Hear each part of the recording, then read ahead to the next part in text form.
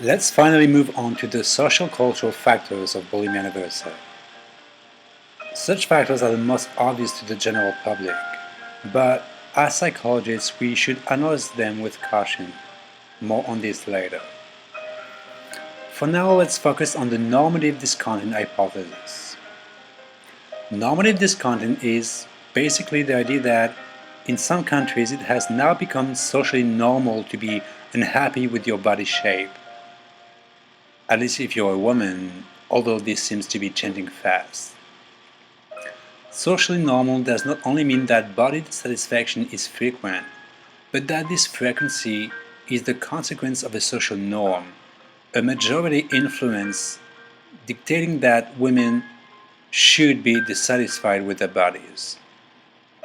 Indeed, numerous research have underlined that there has been an increasing discrepancy between the media ideal and the actual body size of Americans since the 1950s. Likewise, studies have also found a significant increase in ads for diet products. Anderson and Domenico in 1992 showed that there are 10 times more ads for diet products in women's magazines.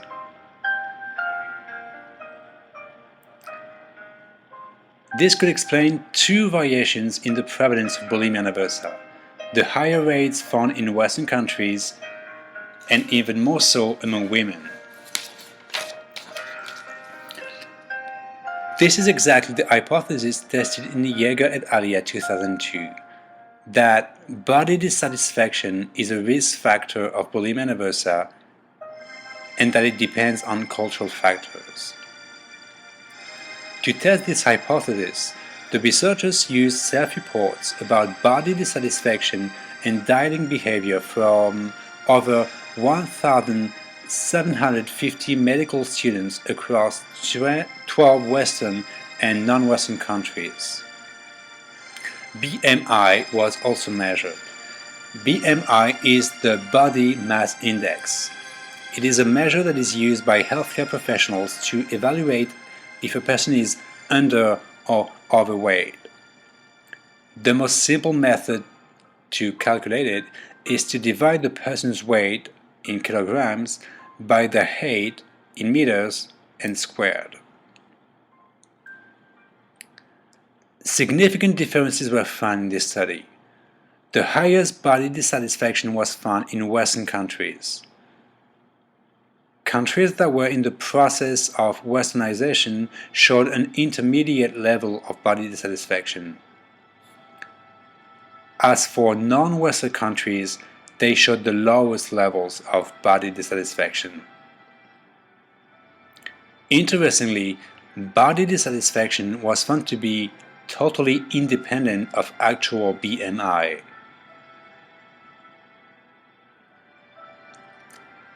It is often said that the thin ideal portrayed by Western mass media is an important factor of body dissatisfaction, especially among women.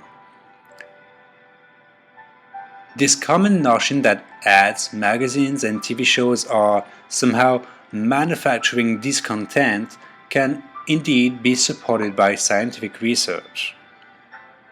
Thus, Gross et al. 2002 conducted a meta-analysis of 25 experiments evaluating the effects of images of the thin ideal, and they did find that female body dissatisfaction was significantly lower after viewing such images. The same year, Becker et al. Published a now very famous study in which they interviewed Fijian schoolgirls within a few weeks of the introduction of television.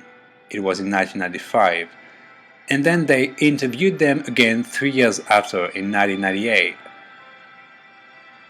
They found that the frequency of disordered eating had tripled, and that self-induced vomiting to control weight had risen from 0% to 11%.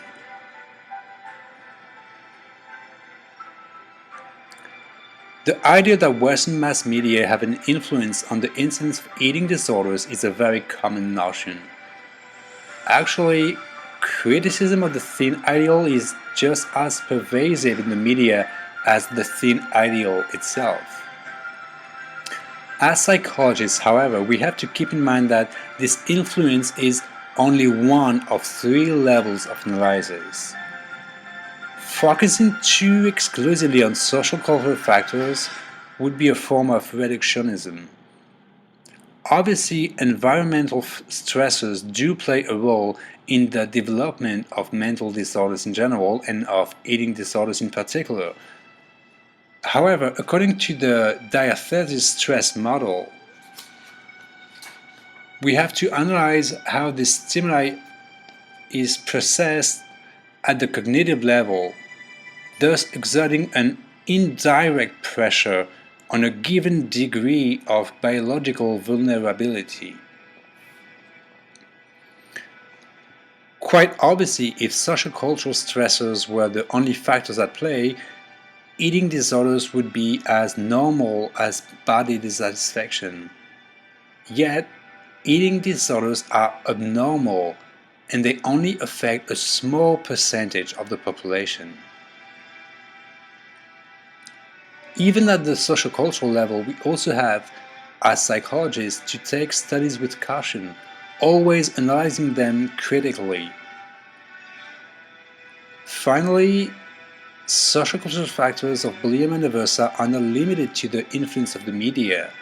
Indeed, such different schools of thought as psychoanalysis, behaviorism, and even social learning theory all point to the importance of smaller and closer social environments, such as peers and family.